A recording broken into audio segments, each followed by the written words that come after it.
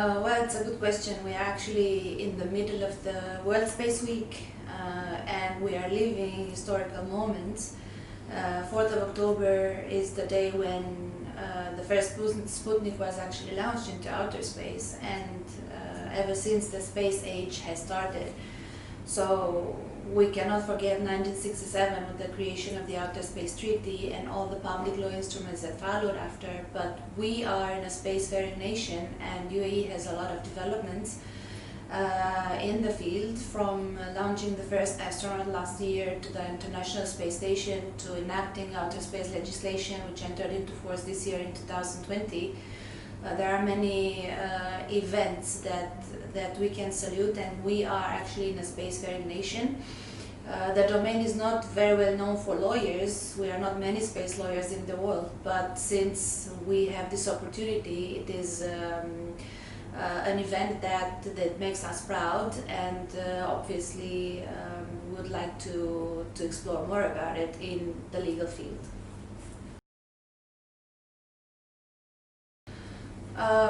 Why UAE? Well, we are here, we are working here, we love being here, and as said, there are a lot of developments that are happening in the space sector in the UAE. For lawyers, we're discussing about, and not only for lawyers, but for the business community, we're discussing about an industry of over $20 billion so far.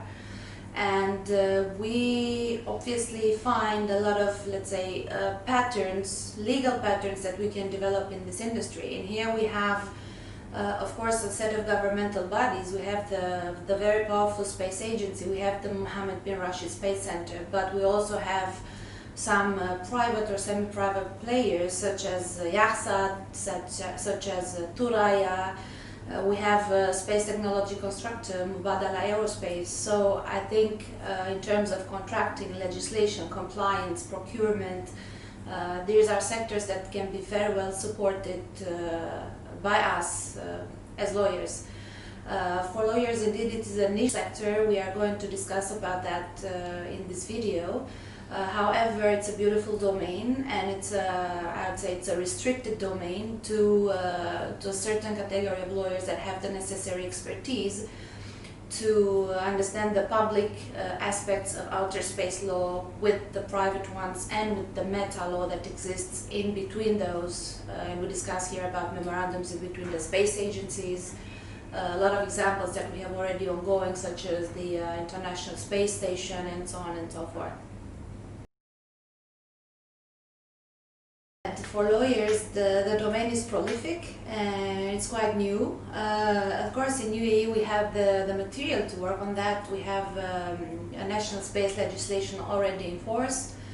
As said, we can discuss about procurement, compliance, etc. And we have a lot of projects to look into from a legal perspective, because we may work with, let's say, the regulators, with the space agency. We may be able to input legal knowledge into other projects, take Mars probe, take Vision 2021, etc. For lawyers in particular, the domain is not necessarily difficult, but it's hybrid, as I said, and it entails an array of public and private law provisions that would need to be well understood, that would need to be well balanced in commercial contracts, in legal opinions, in corporate structures, in public-private partnerships. Spin-off is happening a lot in the industry, so we see a lot of, let's say, areas where space lawyers can actually bring their contribution to the greater aim. That's a very good question. I would say that from compliance to contracting to procurement to execution, everything can be done via lawyers or through us. There are specialized domains, as said, where we can support. There is a specific expertise needed to work in the domain of space law. There's a lot of regulation involved, a lot of licensing involved, a lot of approvals to be taken, and a lot of liabilities to be looked into. And then obviously the legal input depends on the actual application of the space activity, because we can work with the data, primary data, secondary data, software process data. We can discuss about the results of remote sensing, the crisis management, disaster management. All these applications are subject to specific policies that are, let's say, regulated by the jurisdiction that we act within.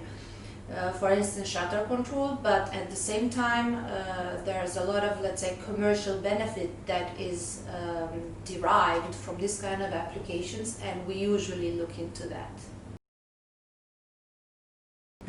As in Fichte & Co, we are quite open to innovation. You know us very well from the market. It's not the first time that you see us with new things. We have the expertise, which is not small. And then for whomever is interested to find out more about what space lawyers do, or to get involved in our benchmarking activities, we are more than happy to support. It is a beautiful expertise that we want to bring into the legal market per se, so we are here for that. So I'd like to thank you again for the opportunity.